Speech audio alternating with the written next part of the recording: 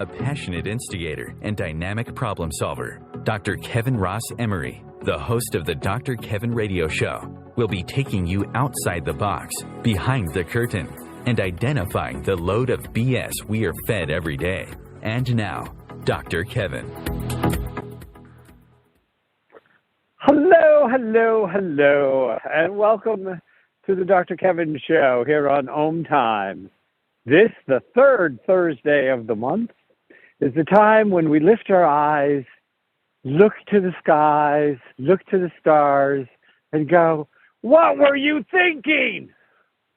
As we welcome our astrologer, Rob Stewart from InnerCenterAstrology.com, and we talk about the planetary influences. We also have on tonight's show Ashley Olstein, who was here last week, and Ashley and I are going to be introducing some new stuff starting the first of the year on a very regular basis, so get used to the dulcet tones of Ashley's voice. So, Rob, how are you doing? I'm doing well. Yeah, thanks for having me on, Dr. Kevin, and Ashley. Nice to chat with you. And Miss Ashley, how are you these days? I am doing really well, thanks. So lovely to be here, and Rob, nice to be here with you, and as always, Dr. Kevin, with you. Yeah, I know. I'm just so fabulous to be around, I can't even stand myself. What can I say? So we're gonna dive right in. And listeners, remember, this is a live call-in show. You can call in at 202-570-7057. That's 202-570-7057. And if you don't have your chart, get in touch with Rob and get one. What's your problem? Find out what's going on in that astrological birth chart of yours, get it explained, and then once a month, you get to come and get updates. You get to even call in and get a little freebie out of Rob and say, well, Rob, what does that mean in my chart? Well, and, Rob gets to shoot you down. But if you do have your astrology chart, take a look. Remember, there are many, many, many, many, many layers to astrology. And when you have your chart out and we talk about things doing things, they're all going to be different. They're going to be in different areas of your life. They're going to be in different parts of your psyche and your reality. And you can take those layers and get lots of good information with which to make better decisions. You really are more than just the sun sign or the sun and the moon sign. And some people get all excited. I even know where my ascendant is. Well, that's good. But there's a whole lot more to your chart than that.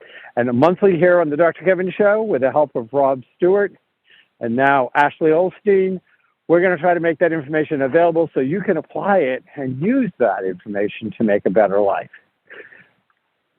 Rob, give us the skinny. What are the stars doing to us now?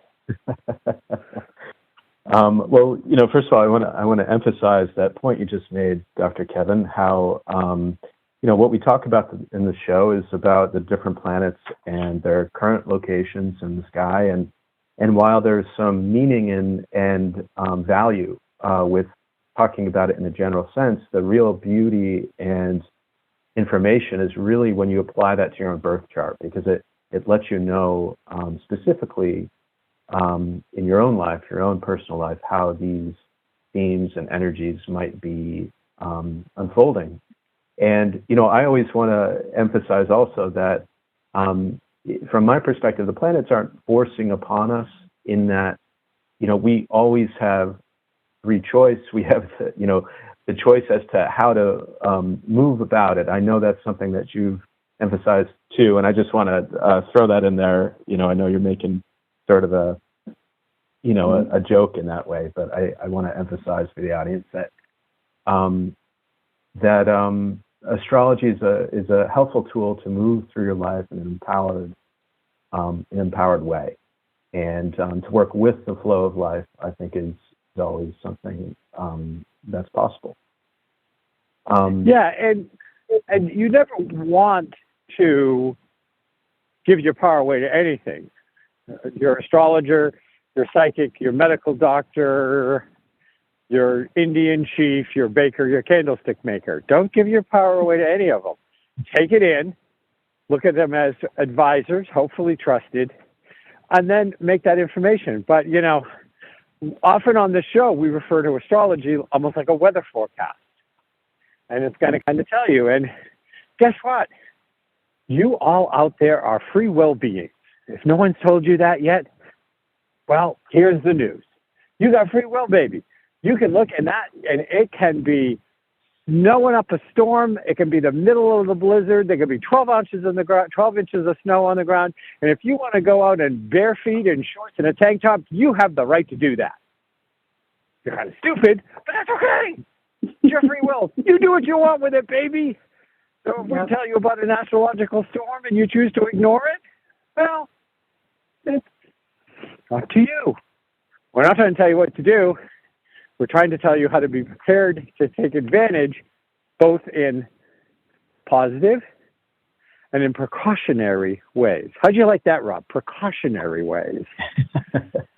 Yeah, no, I think that certainly works. And you know, we always start off this transit show, so to speak, with the sun, and the sun. And astrology is obviously a major component, but just like you said earlier, it's not everything. It's far from everything, in fact, but it's clear its central role in our life. You know, everything revolves around the sun, so to speak, and that's a true concept when you look at your own chart, but also with these transits that we'll be talking about today.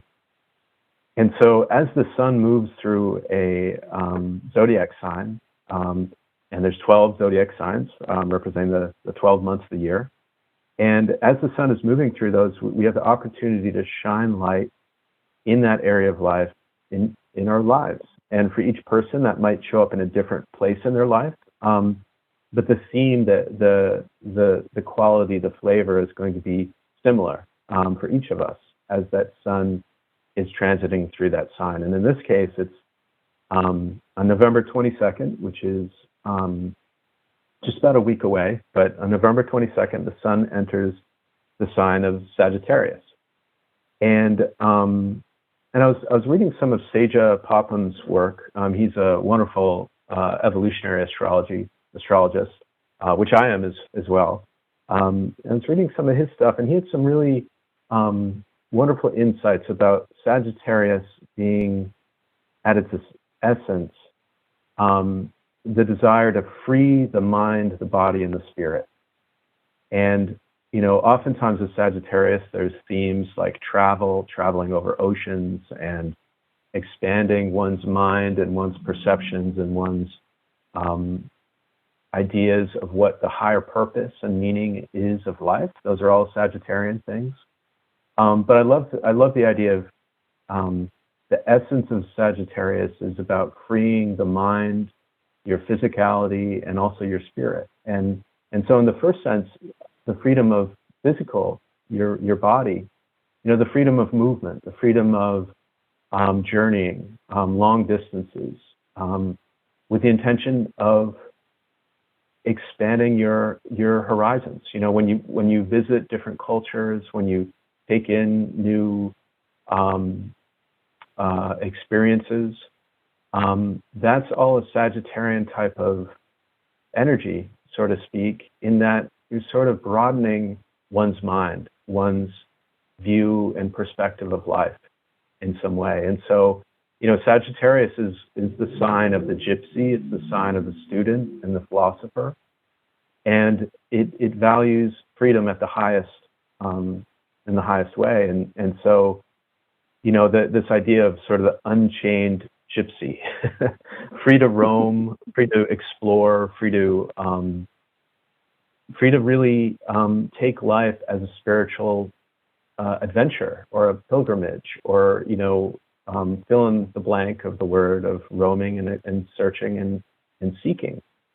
And there can be a sort of an energy of restlessness with Sagittarius too. And And but this physical freedom is essential for Sagittarius. And over this next month, there might be themes related to physical freedom, physical exploration and free movement and things of that nature. But with the freedom of movement, that doesn't really mean anything if there isn't freedom of mind as well. The freedom to think freely, to not be bound by the cultural conditionings, the cultural norms or whatever. Freedom of mind, even if you have freedom of body and physicality and freedom of movement, without the freedom of mind, that's clearly you could see the limitations in that. And so Sagittarius also represents the freedom to explore higher meaning, higher truth, higher morality, higher principles. And there's this sort of intellectual expansion with Sagittarius.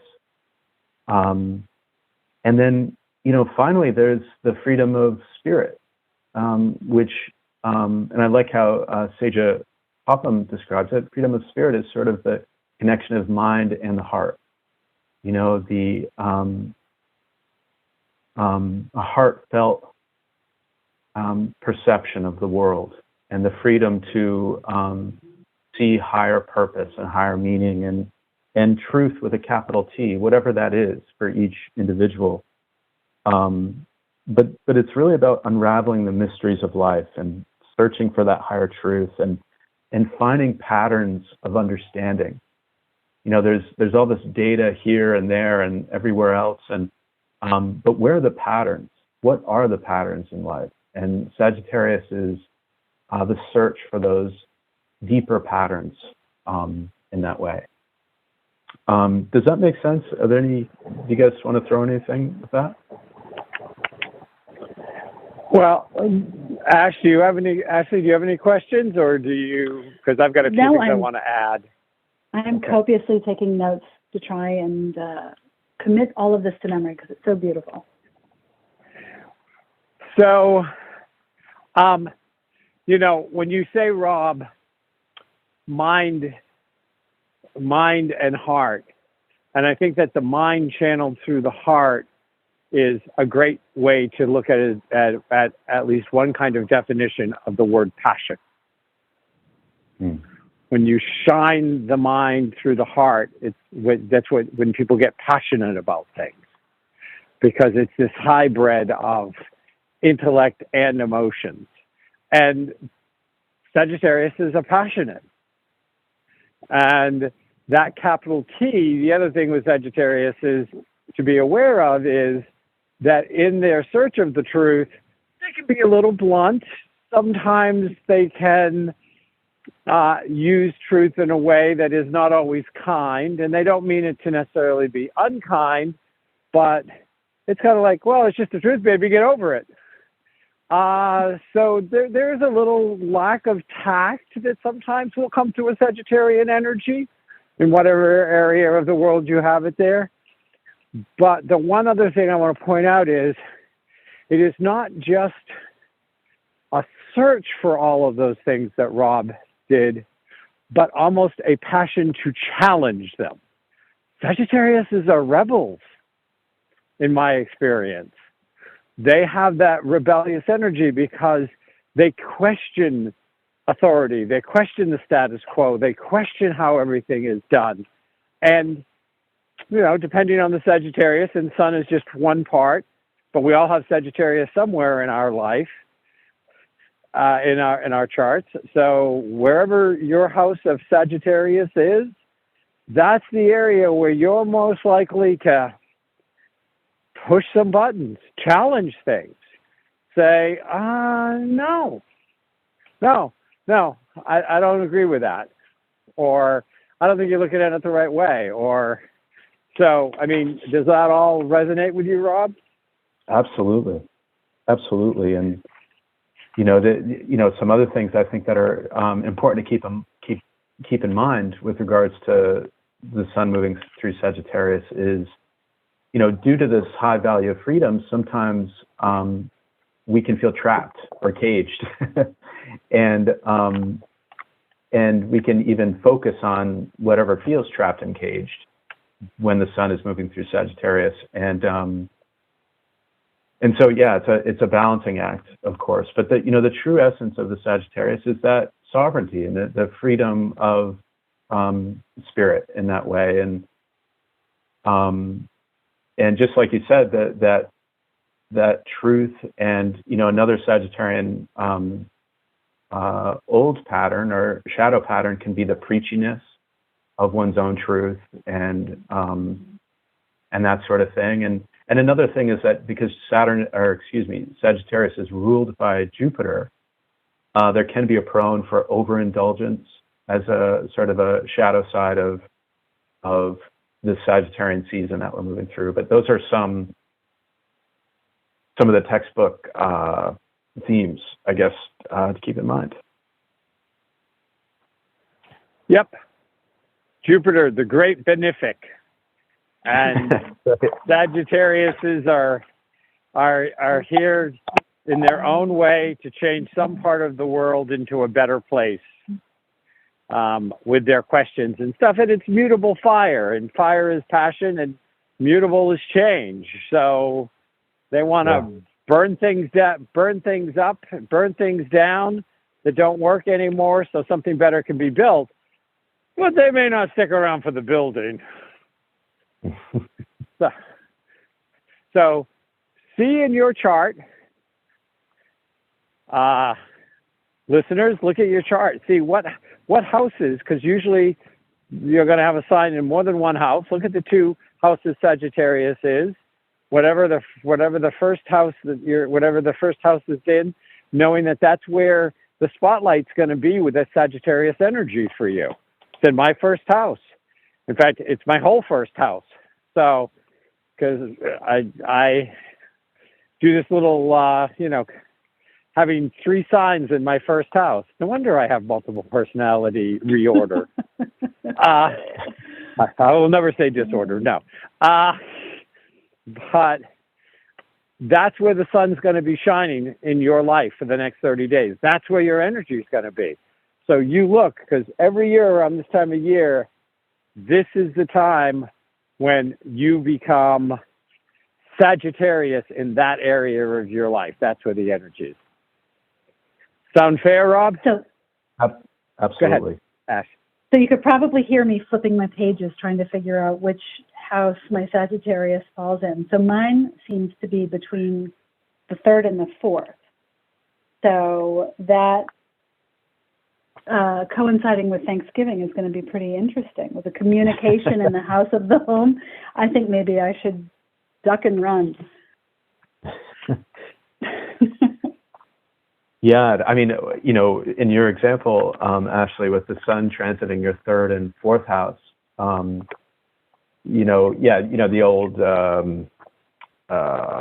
the old saying, Thanksgiving meals and the differing opinions and truths and things like that.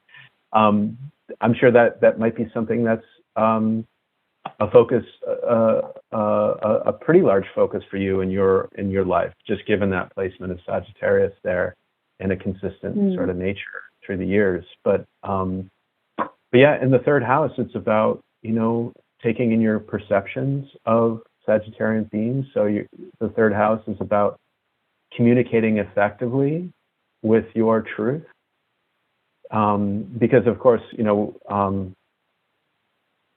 can communicate, but communicating effectively is a challenge for all of us, of course, given the right situation and circumstance. But yeah, there's definitely a focus on communication in the home, in the family, freedom in the home and family in the way that's right. And yeah, those would be themes. Very interesting. Be a true Sagittarius rebel. Order Chinese for Thanksgiving this year. Don't tempt me. So what else is going on there, Mr. Rob? Interestingly, as the sun enters Sagittarius, the sun will also be squaring Saturn. And whenever there's a sun squaring Saturn, there's sort of a confrontation with a series of limitations. And of course, whenever we have limitations, whether they're physical, mental, emotional, whatever, they're only perceived that way, of course, from this limited perception that we have here in this three-dimensional reality in everyday life.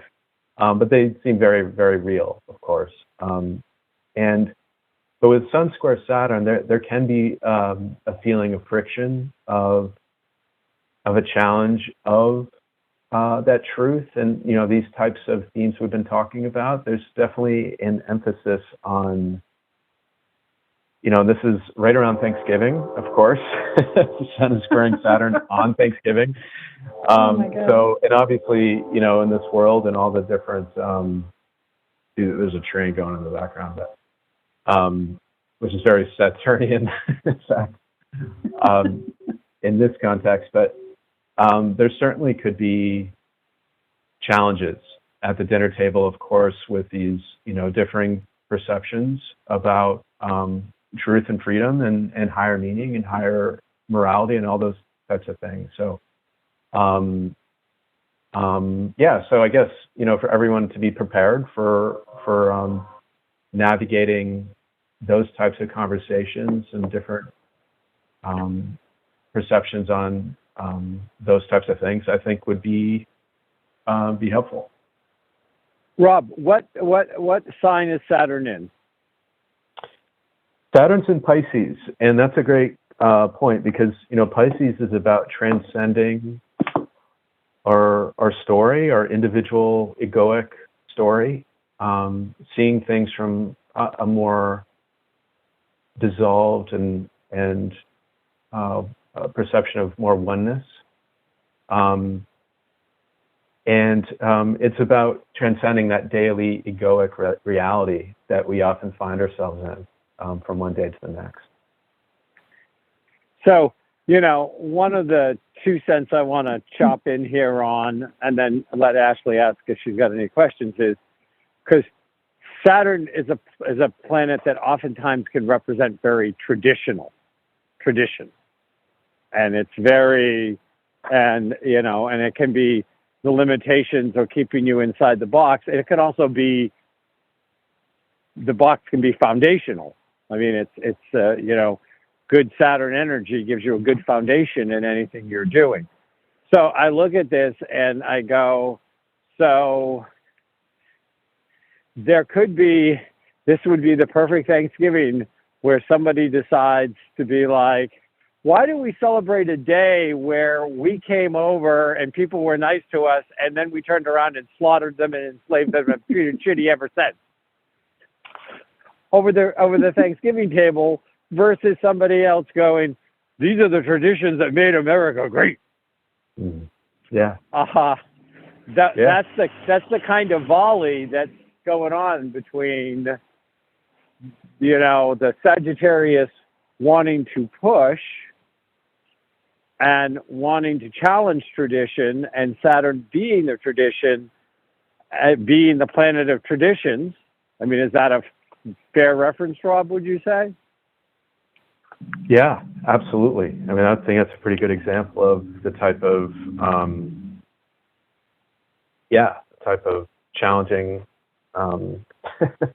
conversations that certainly could be at the dinner table.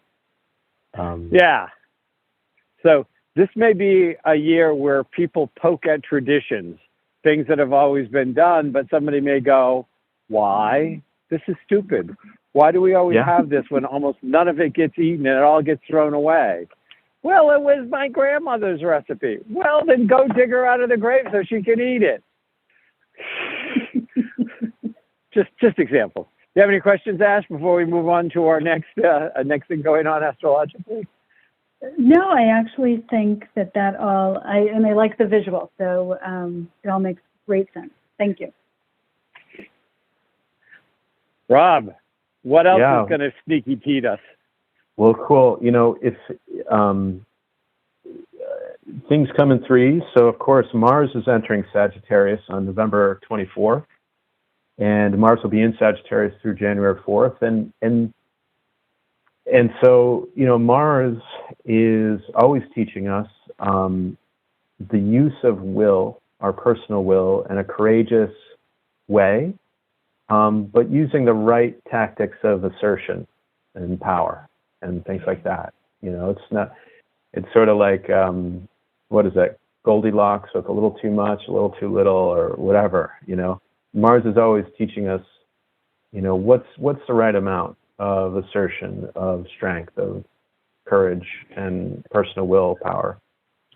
And moving through Sagittarius, beginning on November 24th, it's entering that realm of desiring freedom of mind, body, spirit, that sort of thing. And of course, Mars will be squaring Saturn as well, November 24th, November 25th. In fact, during Thanksgiving, it will also be in a square. I forgot exactly the orb it'll be, but there's definitely, it's not a time to be forcing through life, expecting no resistance, no matter, it's a time that's an important use of tact and navigation and a test of will in a wise way. Any thoughts on that? Yeah. I have a quick question. When you say a test of will in a wise way, is that a test of internal will? Like, personal will is what you referred to earlier. So, or is it will between relationships? Right. It's a great question, and typically with that, it could be either or. And okay. In your own chart, in each person's chart, it might give some hints. For instance, if Mars was in the first house, squaring Pisces in the fourth or so, there might be some personal will, which might be felt very physically in a way. But, for you, Mars is in the third and fourth. And so that's also very inner, might be felt in an inner way. But it's also asking, it's asking all of us to be courageous in our truth. But in a way, with it squaring Saturn, there's likely going to be some friction, whether internally or externally. And I think it can be helpful to know that it's not a time to be swinging for the fences and the point you're trying to make or whatever it is at Thanksgiving, table sort of thing. So this is I'm going to add a few things when we get back from break. We'll be right back with Rob Stewart from InnerCenterAstrology.com and Ashley Olstein, co-host here on the Dr. Kevin Show. And of course, me, Dr. Kevin.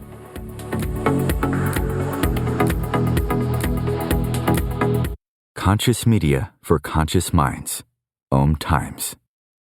Host your show on IOM FM, the radio network of Om Times Media, one of the more recognized brand names in the conscious community, and is backed by the extensive marketing reach of Om Times. Hosting a show on IOM FM immediately connects you with our extensive dedicated community. Vox Novus, the new voice. Vox Novus, the new dimension. Vox Novus, thought and movement leaders who will share from their experience and offer tools to help us navigate our rapidly changing world. My name is Victor Furman. Join me every Thursday at 8 p.m. Eastern on Om Times Radio for Vox Novus, the new voice. Ascending Hearts is no ordinary dating site, but a spiritual dating site with a purpose, to link you with your soulmate. We engineer the serendipity so you can trust that you will attune with someone that has the same matching vibration as you. Ascending Hearts, the conscious dating site for the spiritually aware. Try Ascending Hearts for free. AscendingHearts.com. If I could be you, and you could be me for just 1 hour. If you could find a way to get inside each other's mind. Walk a mile in my shoes. Walk a mile in my shoes. Walk a mile in my shoes. We've all felt left out. And for some, that feeling lasts more than a moment. We can change that. Learn how at belongingbeginswithus.org. Brought to you by the Ad Council. Walk a mile in my shoes.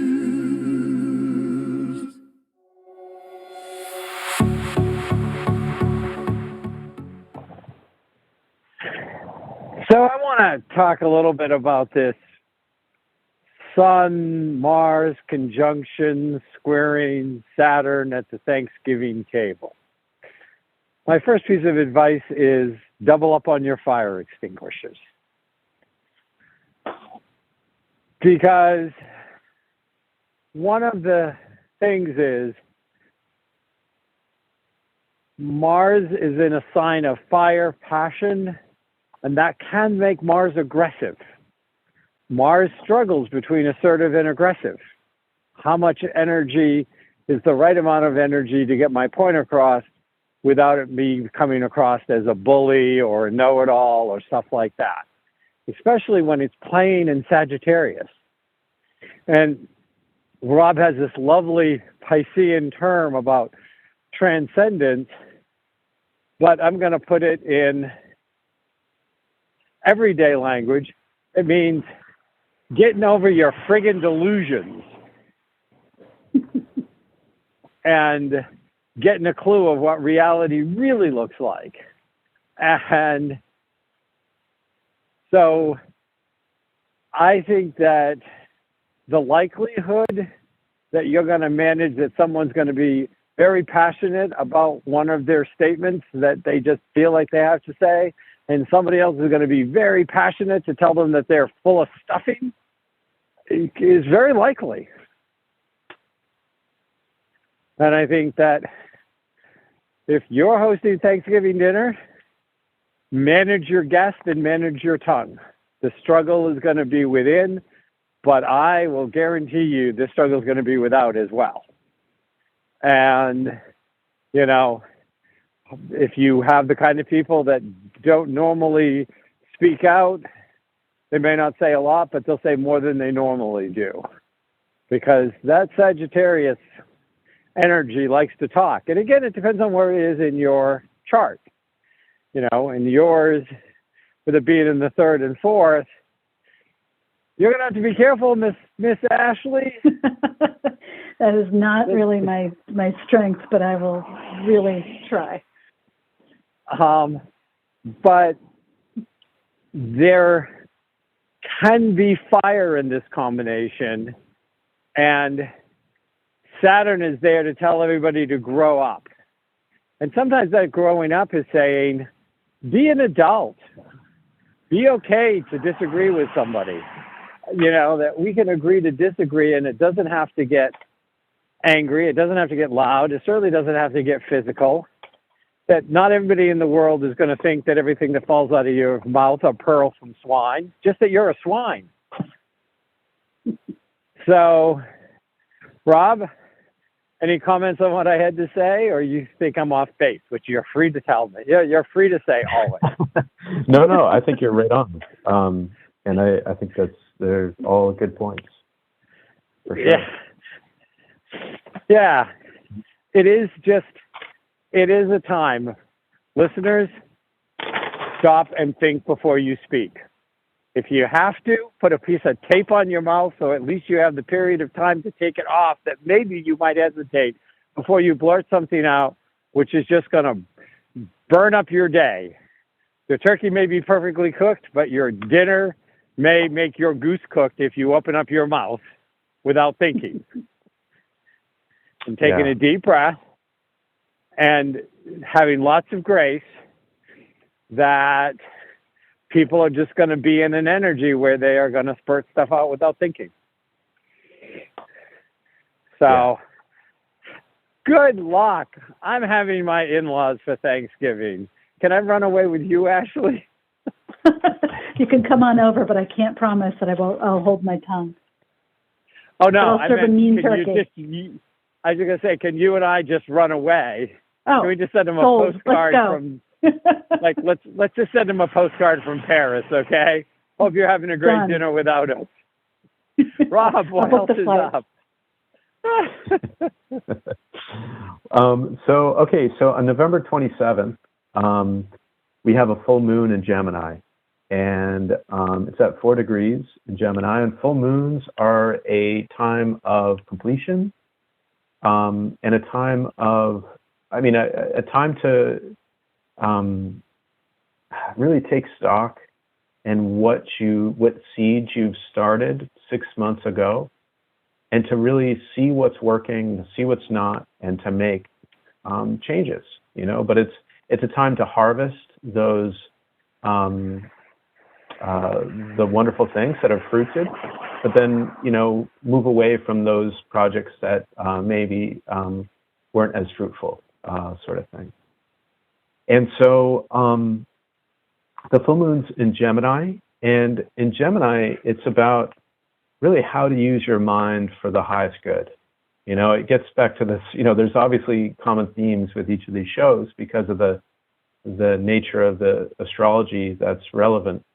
But it's not hard to see the theme of today's show. This full moon is about, where is your communication effective?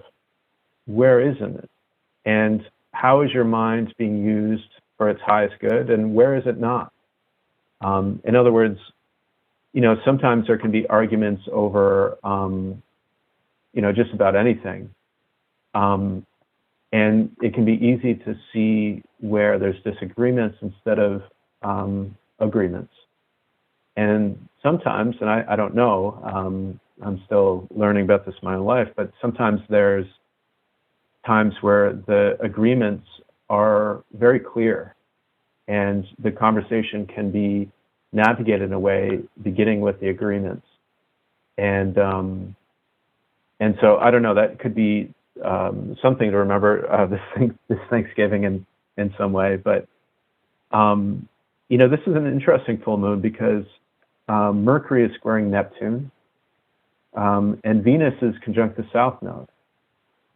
And so basically what these archetypes suggest is that there might be some real, sometimes, again, this can show up in many ways, but sometimes we can say things, and we say things without really, we can expand on things we can't really expand upon, With Mercury square Neptune, there can be delusion, there can be painting with a large brush, when really you need to be, it might be more optimal to be painting with a smaller brush, so to speak. Mercury square Neptune can be self-delusion, it can be confusion, it can be poor communication, it can be saying one thing but meaning another. Really, miscommunication is rife with this type of thing, and with a full moon, it's sort of asking you, okay, where are your miscommunications, and how can you right the ship in your own way?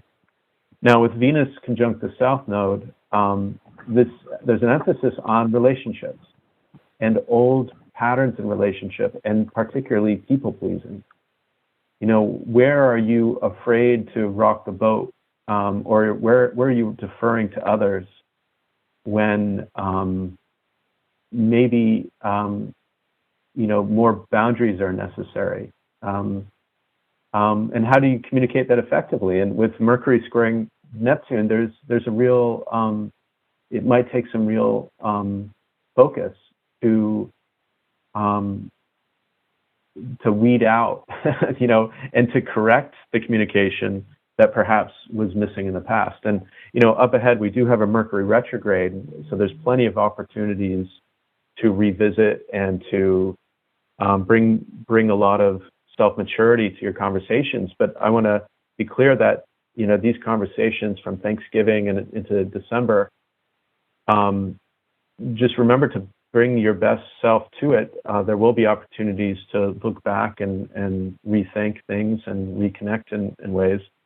But there's a real focus on relationship and the communication relationship and miscommunication, that might be occurring in your life. And this is a time for listening. Full moon in Gemini. It's about taking in information, working through any mental noise.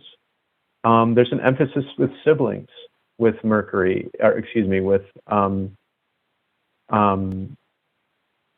full moon in Gemini, and we're being asked also, where are you overthinking stuff to the point of confusion? Full moon in Gemini, Mercury square Neptune. Any thoughts on this, you guys? Well, I have a couple of additions, and then Ashley, you can ask questions. Does that sound good? Sure thing. Yeah. And when I say additions, I'm just giving Dr. Kevin's spin on a few things. Yeah. So, first of all, the Neptune, so the combination of everything, because Rob, mentioned 6 months ago, because you have to go back to the new moon in Gemini, and you can find out when that was, but it was basically 6 months ago.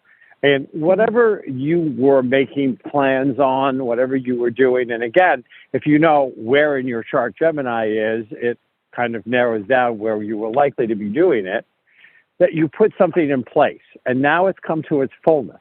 But it's Gemini. And so it's also, especially with this square, it's about checking your data. Is your data correct? Because Geminis are all about collecting information. They are obsessed with collecting information and wanting to take it all in. And that's why you look at Geminis and you say the twins, but they have their own version, a different way than Libra looks at both sides. Gemini tries to make sure he knows everything on both sides and all the possibilities and all the stuff, and can get caught in loops in its head. And this is going to be, again, a time, because when you look at the larger picture, where people are more likely to make a blanket, stupid statement that they can't back up, that they haven't checked their data, that they've decided to repeat something they saw on social media like it was God's own truth coming to earth, to find out that it was completely fabricated, made up, whatever. And sitting at that table or during this time, the people they say it to aren't going to be like, oh, yeah, well, I've done that, no big deal, but don't keep saying it, or don't keep posting it, or don't keep, you found something that supported something you wanted to believe, and you chose to make it true. And if it's not actually true, this is the combination that's going to bite your ass. Because it's going to come up and it's going to go, no. And with Mars in Sagittarius, even if it's beyond squaring Saturn, because that's, a limited number of days that square is going to happen, during that time period, people are going to call you out on that shit. So before you make grandiose statements, and whatever you do, I think everybody, if there's any question in their mind at Thanksgiving table, should say, the first person that mentions the word politics gets a piece of tape put over their mouth and they can't eat anymore. And the tape doesn't come off the mouth until they leave, and I'll give them a little baggie to take with them. Unless everybody agrees, this is a hotbed. Yep. Secondary would probably be religion. But you're going to have to set, if you're hosting, if you're in a position where you're responsible, you're going to have to set some rules down if you have people that want to get into these fired conversations, because half of what they come out of their mouths are going to be things they heard from somebody else or saw on social media, can't back up, can't prove, and somebody with a phone is going to go, you're a jackass, I just found it, and that's all a big lie. Yeah. And I'm just warning you guys out there, please. I think that's a great point. I think there's going to be a lot of misinformation and confusion. And Yeah. So, in those conversations, just know that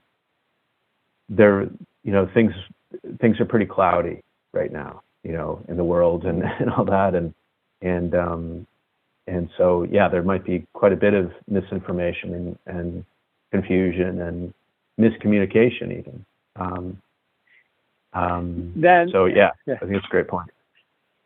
So, and the cozying up of Venus in the South Node,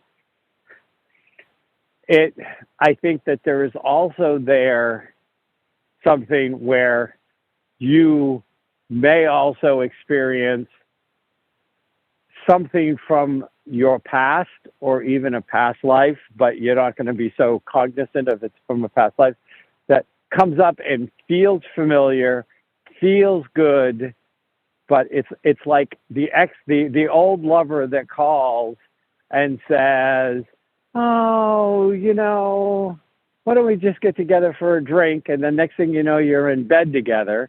And then you're like, "Oh, yeah, it wasn't so bad. Let me tell you, in about 10 days or more or less, you're going to be like, now I remember why I left." Because that Venus South Node thing is going to make something that is familiar and old and comfortable feel very attractive. But it's in the South Node. So it's something you're supposed to leave behind. Does that make sense, Rob? Yeah, 100%. Yeah, yep, absolutely. I give the earthy interpretation of the astrology. Go ahead, Ash. Well, my big question is how long is this period of time? When will we pass through this?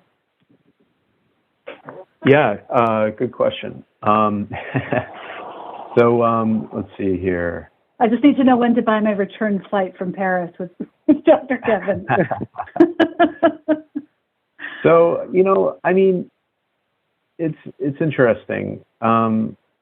There's this type of energy that we're moving collectively through. And, you can look at the global news and things like that, which is sort of a reflection of some of these inner dynamics that each of us are moving through in some way. And we're sort of in the thick of it right now. But in terms of, we're about to enter a Mercury retrograde as well. So it's, I guess, in terms of communication, this is a wonderful time to really, take a deep breath and not go to, to bide your time in terms of taking your time, and because there can be a lot of communication challenges over this, through early January.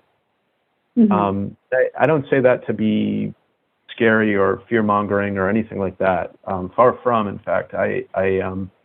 It's just that I think it's a time to be reflective and, of course, speak your truth, but knowing that, likely not all the data is in. Like you were saying before, Dr. Kevin, with data and things like that. And that can mean in your own life, whatever that is for each of us. So, yes, the sort of emphasis on communication and truth and things of that will pass. But the communication part of it all is where the highlight is, from my perspective, over this next month or so. Gotcha. When does Mercury go retrograde, Rob? I didn't hear the date. It goes to retrograde December 13th, and then it goes direct January 4th, I believe. Great. The next set of holidays. I'm saying great because I'm in Cancun from 12/31 to January 7th. Just when I want to be traveling. Okay. So we're going to come up with a time issue because we've only got 5 or 6 minutes left. what else is going on? If you can give us a quick run through, and then whatever time we have left, I'm going to turn it back to Ashley for questions. Yeah, sure. I'll just skim through it. But basically, December 3rd, December 4th, we have Venus going to Scorpio. We also have Venus square Pluto. So relationship, relationship dynamics are the focus with that. And with Scorpio and Pluto, it's all about doing that deep inner transformative, facing that deeper aspects of our subconscious. What old patterns are we breaking through and transforming in our relationship life? And so, Scorpio, Pluto, it's all about regeneration, transformation, purification, and really can bring a highlight to where in life, particularly with relationship, where we're not living in truth and deeper integrity within our own self. And that could mean a variety of things for each person, from small to large. But it brings helpful transformation in those areas to live more accordance to your own truth. Now, just remember, Venus in Scorpio, she's not a forgiving girl there. She doesn't forgive well in Scorpio, and she both gets mad and gets even. So there are a few things which, if unfortunately, it will probably be come and gone, the square, by the time, but we might want to talk about a few of these next show too, that we didn't get a chance to dive in because we dived in so much into other stuff. So what else? Sorry. Yeah, no, good points. We have a new moon in Sagittarius, December 12th, and that's a great time to set intentions for where do you want to bring more freedom into your mind, body, spirit. Where do you want to travel? Where do you want to explore? How do you want to broaden your perceptions and mind and your search for truth with a capital T, truth? There's that old saying, and I forgot who said this, but the ship is safe in harbor, but that's not what ships are built for. This is a time of exploration and expansion and broadening one's own mind, that sort of thing. And also December 13th through January 3rd, as we mentioned, there's a Mercury retrograde, which is in Capricorn, and that's all about many things, but mostly, are you consciously creating your own reality in a way that's in alignment with your inner being? Capricorn is about your public life, your life outside of the home, and are you building and consciously creating in your life that in a way that reflects that inner self? It's a time for re-looking at how to harmonize your inner and outer worlds. Are they out of alignment? Is your inner world one way, your outer world a different way? How do you what have you been building? Is it aligned? And it's about looking at your foundations. And with Mercury retrograde, it's all about your thinking process. Where have your focus been? That sort of thing. So, so take it away with Dr. Kevin, Ashley, and any thoughts you might have. Well, I want to remind people on the new moon that I always call it the 3 days of the new moon is a good time to sit down and say, where do I want to travel with my body, mind, and spirit over the next 6 months? What goals would I like to set? Think about putting it down in writing. Take some period of time during those 3 days and put it out. New moon is a wonderful manifestation time to start something. And then on the quarter, you check in and see how it's going. And then the half, you check in and see where it's going. And, and each time is a time to make adjustments, to do things and stuff like this. But I love what Rob said at the beginning. And I think I would ask myself just that question. Where do I want to travel with my mind? Where do I want to travel with my spirit? And where do I want to travel with my body in the next 6 months? And put some stuff out there. That's what new moons are for. And then you just put some dates in your calendar to check in and see how they're all going. Don't just throw it in the wind and then forget about it. You'll still get some of it.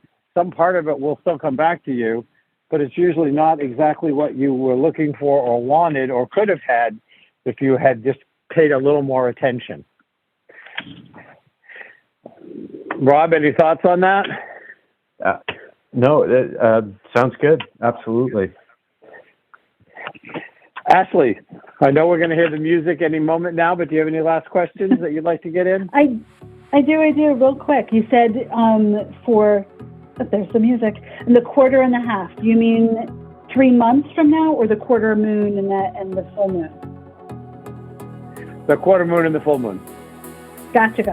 Thank you. This was wonderful. Okay. Next week is Thanksgiving, so there'll be a replay. No me, no Ash. We'll be standing at our Thanksgiving table with fire extinguisher pointing at people who are going to open up their mouth and burn down the house. Have a wonderful Thanksgiving, everybody. Great chatting with you all. Thank you.